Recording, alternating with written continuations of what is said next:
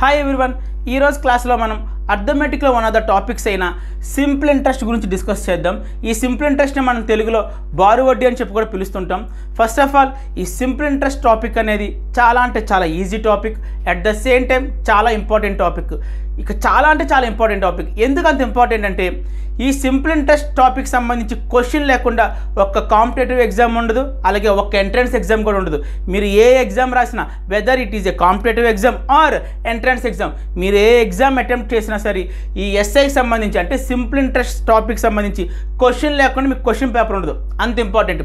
అలాగే ఎవరైతే ఈ టాపిక్ని బాగా అర్థం చేసుకోవాలి, ఈ టాపిక్లో ఎక్స్పర్ట్ అవ్వాలని చెప్పి కోరుకుంటారో అలాంటి వాళ్ళ కోసం నా సైడ్ నుంచి ఒక చిన్న అడ్వైజ్. ఆ అడ్వైజ్ ఏంటంటే, మనకు అర్థమెటిక్లో ఒక టాపిక్ ఉంది, అదే పర్సంటేజెస్. పర్సంటేజెస్ మీరు నిజంగానే ఈ కాన్సెప్ట్ అంటే సింపుల్ ఇంట్రెస్ట్ కాన్సెప్ట్ని సీరియస్గా తీసుకొని బాగా అర్థం చేసుకొని ఎక్స్పర్ట్ అవ్వదని కోరుకుంటే మాత్రం ముందు మీరు చేయాల్సిన పని ఏంటో తెలుసా? పర్సంటేజ్ అనే టాపిక్ని సీరియస్గా తీసుకోండి, బాగా ప్రాక్టీస్ చేయండి, ది బెస్ట్ అవ్వండి. వన్స్ పర్సంటేజెస్లో మీకు ఏ డౌట్ లేదు, ఏ సమ్ ఇచ్చినా చేయగలని చెప్పి కాన్ఫిడెన్స్ వచ్చిన తర్వాత మాత్రమే సింపుల్ ఇంట్రెస్ట్ అనే కాన్సెప్ట్ చూడండి. ఎందుకు సార్ లింక్ ఏంటి? పర్సంటేజెస్కి సింపుల్ ఇంట్రెస్ట్ మధ్య లింక్ ఏంటి అంటే నేను చెప్తాను చూడండి. మీరు ఒక్క పర్సంటేజ్ అనే టాపిక్ సీరియస్గా తీసుకుని ప్రాక్టీస్ చేస్తే ఈ పర్సంటేజెస్ టాపిక్కే సింపుల్ ఇంట్రెస్ట్లో కూడా ఉంటుంది. ఒక్క సింపుల్ ఇంట్రెస్ట్లోనే కాదండి, ఈవెన్ కాంపౌండ్ ఇంట్రెస్ట్లో కూడా పర్సంటేజెస్ అనే కాన్సెప్ట్ యూస్ చేస్తాము. అలాగే ఇంకొక టాపిక్ ఉంది, అదే ప్రాఫిట్ అండ్ లాస్. మీరు ఈ ఒక్క పర్సంటేజెస్ అనే కాన్సెప్ట్ బాగా నేర్చుకుంటే సింపుల్ ఇంట్రెస్ట్ అనేది డెడ్ ఈజీగా ఉంటుంది, అలాగే కాంపౌండ్ ఇంట్రెస్ట్ ఈజీగా ఉంటుంది, ఇంకా ప్రాఫిట్ అండ్ లాస్ కూడా చాలా ఈజీగా ఉంటుంది. సో ఎవరైనా సింపుల్ ఇంట్రెస్ట్ అనే టాపిక్ని ప్రాక్టీస్ చేద్దాము, నేర్చుకుందాం అనే థాట్ మీకు వచ్చింది అనుకోండి, ఫస్ట్ మీరు చేయాల్సిన పని ఏంటంటే పర్సంటేజెస్ అనే టాపిక్ని సీరియస్గా తీసుకోండి, బాగా ప్రాక్టీస్ చేయండి, ది బెస్ట్ అవ్వండి. వన్స్ ది బెస్ట్ అయిన తర్వాత మాత్రమే సింపుల్ ఇంట్రెస్ట్ కానీ, కాంపౌండ్ ఇంట్రెస్ట్ కానీ, ప్రాఫిట్ అండ్ లాస్ కానీ ప్రాక్టీస్ చేయండి. ఎందుకు అంటారేమో, ఇది నేర్చుకుంటే చాలా ఈజీగా ఉంటాయి, చాలా ఈజీగా ఉంటుంది. సో ఫోకస్ ఆన్ పర్సంటేజ్ బాగా ప్రాక్టీస్ చేయండి. ఓకే, ఇప్పుడు మన టాపిక్ స్టార్ట్ చేద్దాం. ఏంటి మన టాపిక్ ఏంటి? Simple interest. కాసేపు ఈ సింపుల్ ఇంట్రెస్ట్లో సింపుల్ అనే వర్డ్ని కాసేపు పక్కన పెడదాం. సో తర్వాత చెప్తాను అసలు ఏంటి సింపుల్ ఇంట్రెస్ట్ ఏంటి తర్వాత చెప్తాను. సో ప్రస్తుతానికైతే మాత్రం జస్ట్ పక్కన పెడదాం. రిమైనింగ్ వర్డ్ ఏంటండి? ఇంట్రెస్ట్. సో ఈ ఇంట్రెస్ట్ తెలుగులో మనం వడ్డీ అని చెప్పి కూడా పిలుస్తాం. ఈ ఇంట్రెస్ట్, ఈ వడ్డీ కాన్సెప్ట్ మ్యాక్సిమం పెద్దవాళ్ళకి బాగా తెలుసు అండి, ఎల్డర్స్కి బాగా తెలుసు. అలాగే ఇంకెవరికి బాగా తెలుసు అంటే అప్పు ఇచ్చే వాళ్ళకి, ఇంకా ఎవరైతే బాగా తెలుసు అప్పు తీసుకున్న వాళ్ళకి కూడా. సో జనరల్గా 3 టైప్స్ ఆఫ్ పీపుల్కి బాగా ఫెమిలియర్ అంటే ఈ వర్డ్. నోవే డేస్ అయితే ఇంకా ఫెమిలియర్. ఎవరెవరికి బాగా ఫెమిలియర్ అంటే ఎల్డర్స్కి, తర్వాత అప్పు ఇచ్చే వాళ్ళకి, ఇంకా అప్పు తీసుకునే వాళ్ళకి. వీళ్ళు ముగ్గురికి మాత్రం ఈ వర్డ్ చాలా ఫెమిలియర్, చాలా ఫేమస్ కూడా నోవే డేస్. ఈ ఇంట్రెస్ట్ అలాగే వడ్డీ అనే టాపిక్ మేబీ పిల్లలకు తెలియపోవచ్చు. సో పిల్లలకు కూడా అర్థమయ్యేలాగా నేను ఒక చిన్న ఎగ్జాంపుల్ తీసుకుని ఎక్స్ప్లెయిన్ చేస్తాను. సో జాగ్రత్తగా వినండి. సో దీనికి సంబంధించిన ఎగ్జాంపుల్ ఏంటంటే, ఫస్ట్ నేను ఒక క్వశ్చన్ అడుగుతాను పిల్లల్ని. ఏంటంటే, మీ పేరెంట్స్ లేదంటే మీ ఫ్యామిలీ రిలేటివ్స్ ఎవరైనా సరే మనీని ఎక్కడ దాస్తారండి? సో చాలామంది స్టూడెంట్స్ లేదంటే పిల్లలు ఇచ్చే ఆన్సర్ ఏంటంటే, సార్ మా పేరెంట్స్ వాళ్ళ యొక్క మనీని బ్యాంక్లో దాచుకుంటారు సార్ అని చెప్తారు. బ్యాంక్స్. ఓకే, బాగానే ఉంది, బ్యాంక్లో దాచుకుంటారు. అగైన్ అది ఇంకో క్వశ్చన్ ఏంటంటే, మీ ఇంట్లోనే చాలా ప్లేసెస్ ఉంటాయి, అంటే మనీని దాచుకునే ప్లేసెస్ చాలా ఉంటాయి, లైక్ బీరో అని చెప్పి ఇంకా చాలా ప్లేసెస్ ఉంటాయి. సో అలాంటి ప్లేసెస్లో దాయొచ్చు కదా, మరి తీసుకెళ్ళి ఓన్లీ బ్యాంక్స్లో మాత్రం ఎందుకు వాళ్ళ మనీని డిపాజిట్ చేస్తున్నారు? సో ఈ క్వశ్చన్కి చాలామంది పిల్లలు ఇచ్చే ఆన్సర్ ఏంటంటే, సార్ ఒకవేళ మనం మనీని ఇంట్లో దాచుకుంటే మాత్రం ఎప్పుడైనా దొంగలు పడే ఛాన్స్ ఉంటుంది సార్, అలాగే దొంగలు కూడా రాబరీ చేస్తుంటే మన మనీ పోతుంది. సో అందు గురించి మా పేరెంట్స్ ఏం చేస్తారంటే బ్యాంక్స్లో దాచుకుంటారు సార్ అని చెప్తారు. సో వెరీ గుడ్ ఆన్సర్ అండి, కరెక్టే. మన ఇంట్లో దాచుకుంటే మన మనీకి సెక్యూరిటీ ఉండదు, అది ఎప్పుడైనా పోవచ్చు. అలా కాకుండా మనం మన మనీని తీసుకెళ్ళి బ్యాంక్లో దాచుకుంటే సెక్యూరిటీ ఉంటుంది, అది ఎప్పటికీ కూడా అక్కడే ఉంటుంది. సో ఇక్కడ వరకైతే ఓకే. మనీని బ్యాంక్లో దాయడం సెక్యూరిటీ అనే పర్పసే కాకుండా ఇంకో పర్పస్ కూడా ఉంది. ఏంటి ఆ పర్పస్ అంటే, ఫర్ ఎగ్జాంపుల్ నా దగ్గర ఒక 2000 రూపీస్ నోట్ ఉంది. ఈ 2000ని నేను నా పర్సులో దాచుకున్న తర్వాత రేపు మార్నింగ్ వచ్చి చూస్తాను.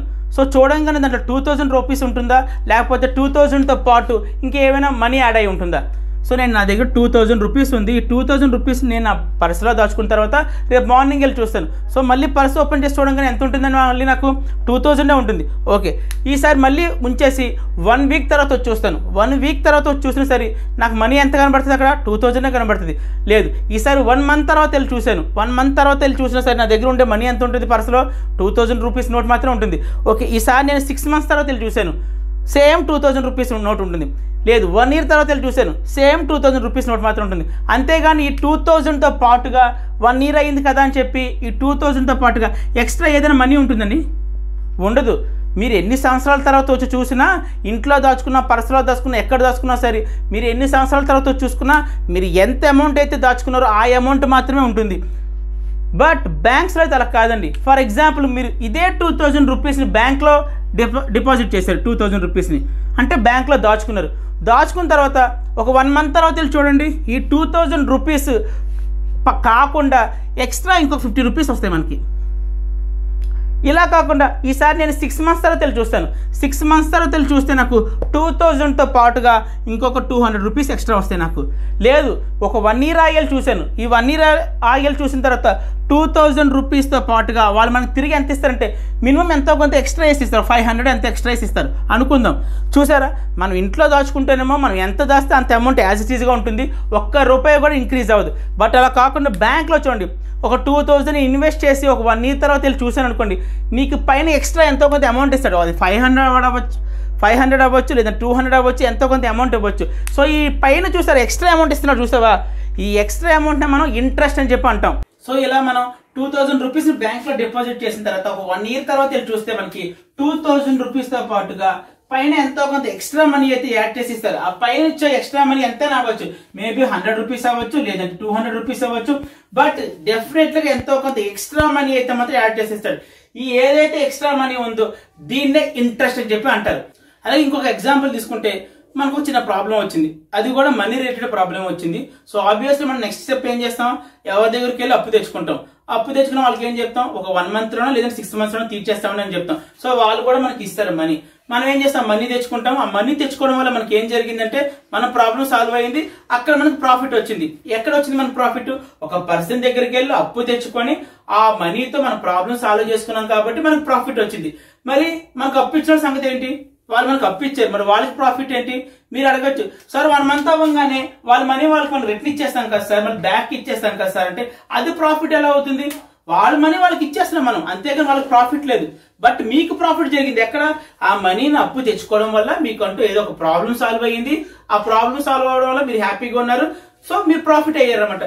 మరి అప్పు ఇచ్చిన సంగతి ఏంటి, మళ్ళీ మీరు అడగచ్చు ఇక్కడ, సార్ వాళ్ళ మనీ మనం వాళ్ళకి ఇచ్చేస్తున్నాం కదా 1 మంత్ తర్వాత అంటే ఓకే, 1 మంత్ తర్వాత మనీ వాళ్ళకి ఇచ్చేస్తున్నాం, మరి వాళ్ళకి ప్రాఫిట్ ఏంటి, ఒక 1 మంత్ వాళ్ళ మనీని మీ దగ్గర ఉంచుతున్నారు. సో డెఫినెట్లీ వాళ్ళకి కూడా ప్రాఫిట్ కావాలి. సో అలా ప్రాఫిట్ కావాలి కాబట్టి వాళ్ళకి మనకి ఇచ్చిన అమౌంట్ కాకుండా వాళ్ళకి మనం ఎంతో కొంత ఎక్స్ట్రా పైన ఇస్తాం అనమాట.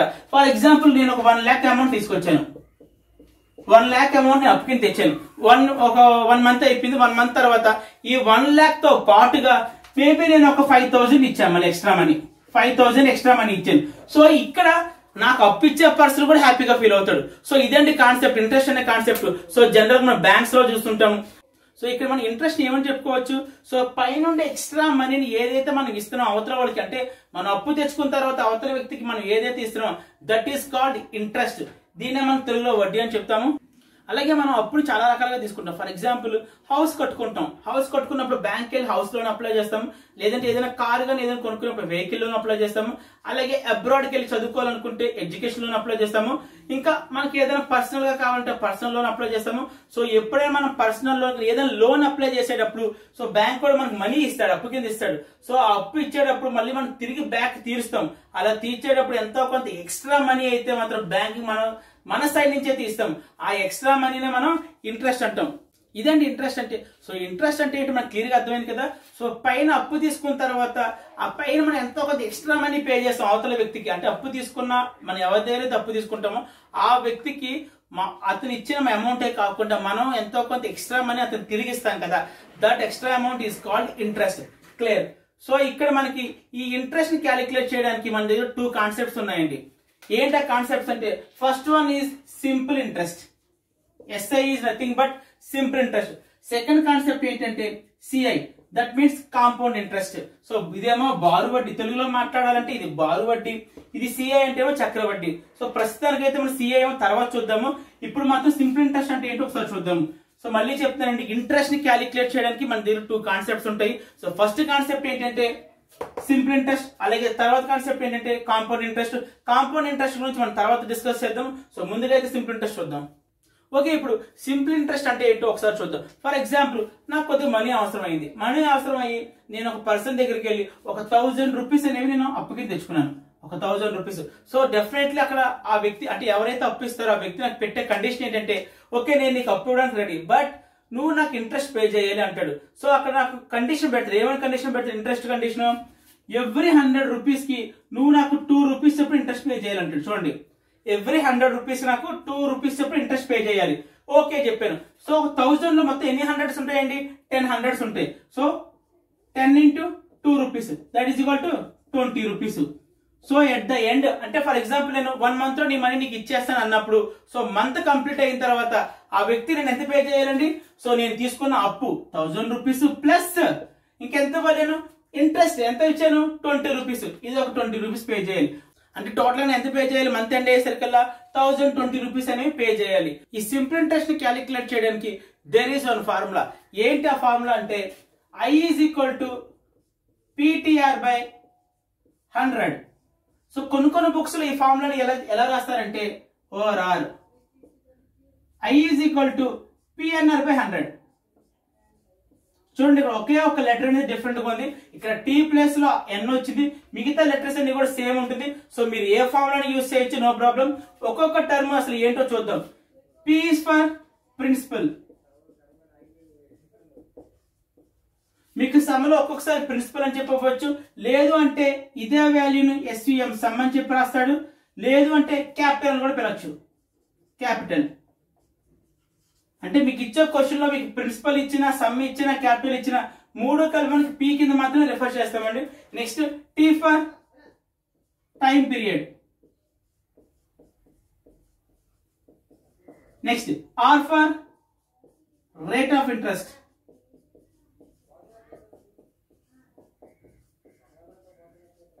ఓకే. ఈ ఫార్ములా తీసుకుంటే P అంటే ఆల్రెడీ రాస్తాము, R అంటే కూడా ఆల్రెడీ రాస్తాము. కొత్త వేరియబుల్ ఉంది. ఏంటో వేరియబుల్ N ఉంది. N is nothing but T only. మీకు అదే చెప్పాను, రెండు ఫార్ములా కూడా సేమే. సో N నే మనం ఇక్కడ దీన్నే ఏమని పిలవచ్చు? మనం నెంబర్ ఆఫ్ ఇయర్స్ అని కూడా పిలవచ్చు Tని. సో మీరు ఏ ఫార్ములా రాసినా నో ప్రాబ్లం, ఏదైనా సరిపోతుంది. ఇక్కడ మనం P ఫర్ ప్రిన్సిపల్ అని చెప్పి రాసుకున్నాం కదండి. అసలు ప్రిన్సిపల్ అంటే ఏంటంటే మనం అప్పు చేసి ఎంతో కొంత అమౌంట్ అప్పు కింద తెచ్చుకుంటాం కదండి. ఆ అప్పు తెచ్చుకునే అమౌంట్ నే ప్రిన్సిపల్ అని చెప్పి అంటాం. మళ్ళీ గుర్తుపెట్టుకోండి, మనం ఎంత అమౌంట్ అయితే అప్పు కింద తెచ్చుకుంటామో ఆ అమౌంట్ నే ప్రిన్సిపల్ అంటారు. Next point T is for time period. Time period అంటే ఏంటంటే మనం ఆల్రెడీ ఒక లిమిట్ పెట్టుకుంటాం. ఏమని? ఒక 1 మంత్ తర్వాత నేను అప్పు తిరిగిస్తానో, లేకపోతే 6 మంత్స్ తర్వాత అప్పు తిరిగిస్తానో, లేదంటే 1 year తర్వాత అప్పు తిరిగిస్తానని చెప్పి ఎంతో టైం పీరియడ్ పెట్టుకుంటాం. So that is called time period. Next R is for rate of interest. చాలా అంటే చాలా ఇంపార్టెంట్ అండి. ఎందుకు ఇంత ఇంపార్టెంట్ అంటే దీన్ని బేస్ చేసుకుని, అంటే ఈ R వాల్యూని బేస్ చేసుకుని మాత్రమే మనం ఇంట్రెస్ట్ అనేది క్యాలిక్యులేట్ చేస్తాము. సో ఇవ్వండి terms. I is equal PTR by 100 లో P అంటే ఏంటో చెప్పుకున్నాం, T అంటే ఏంటో చెప్పుకున్నాం, R అంటే కూడా ఏంటో చెప్పుకున్నాం. So this is the formula use to calculate the interest. ఈ ఫార్ములా సంబంధించి ఒక ఇంపార్టెంట్ పాయింట్ అండి. ఏంటో ఇంపార్టెంట్ పాయింట్ అంటే ఇక్కడ T అలాగే R ఈ రెండు కూడా సేమ్ యూనిట్స్ లో మాత్రమే ఉండాలి. అంటే ఏంటి? T అనేది మనకి మంత్స్ లో ఉందనుకోండి, అలాగే R కూడా మనకి మంత్స్ లో మాత్రమే ఉండాలి. అలా కాకుండా T నాకు ఇయర్స్ లో ఉందనుకోండి, R కూడా నాకు ఇయర్స్ లో మాత్రం ఉండాలి. ఎప్పుడైతే T కి R కి యూనిట్స్ అనేవి సేమ్ ఉంటాయో, సో ఆ వాల్యూస్ అనేవి మనం డైరెక్ట్ గా ఇక్కడ మనం సబ్స్టిట్యూట్ చేయొచ్చు. గుర్తుపెట్టుకోండి, T అలాగే R సంబంధించిన వాల్యూస్ అనేవి సేమ్ యూనిట్స్ ఉండాలి. అంటే T మంత్స్ అయితే R కూడా మంత్స్ అవ్వాలి, T ఇయర్స్ అయితే R కూడా ఇయర్స్ అవుతుంది. గుర్తుపెట్టుకోండి. అలాగే ఈ సింపుల్ ఇంట్రెస్ట్ సంబంధించి ఇంకొక ఇంపార్టెంట్ పాయింట్ ఏంటంటే ఈ సింపుల్ ఇంట్రెస్ట్ అనేది ఎప్పుడు కూడా ఫిక్స్డ్గా ఉంటుంది. అంటే ఫర్ ఎగ్జాంపుల్ మీరు అప్పు తీసుకున్నప్పుడు మంత్ బేస్ తీసుకున్నారు అనుకోండి, ఎవ్రీ మంత్ కూడా ఫస్ట్ మంత్ 100 రూపాయలు ఇంట్రెస్ట్ అనుకోండి, సెకండ్ మంత్ కూడా 100 రూపీసే ఉంటుంది, థర్డ్ మంత్ కూడా 100 రూపీస్ ఉంటుంది. ఎప్పుడు ఇది? నేను మంత్ వైజ్ ఇంట్రెస్ట్ తీసుకున్నప్పుడు. అలా కాదు, ఇయర్ వైజ్ తీసుకున్నాను. సో ఫస్ట్ ఇయర్ మీరు ఇంట్రెస్ట్ 100 రూపీస్ పే చేశారనుకోండి, సెకండ్ ఇయర్ కూడా ఇంట్రెస్ట్ ఎంత వస్తుంది? ఇంకో 100 ఉంటుంది. అలాగే థర్డ్ ఇయర్ కూడా 100 మాత్రమే ఉంటుంది, ఫోర్త్ ఇయర్ తీసుకున్న 100 ఉంటుంది. సో ఎవ్రీ ఇయర్ లేదంటే ఎవ్రీ మంత్ కూడా, అంటే మీరు తీసుకున్న దాన్ని బట్టి మంత్ వైజ్ లేదంటే మంత్ బేస్డ్ అప్పు చేశారనుకోండి, ఎవ్రీ మంత్ కూడా ఫిక్స్డ్గా ఉంటుంది.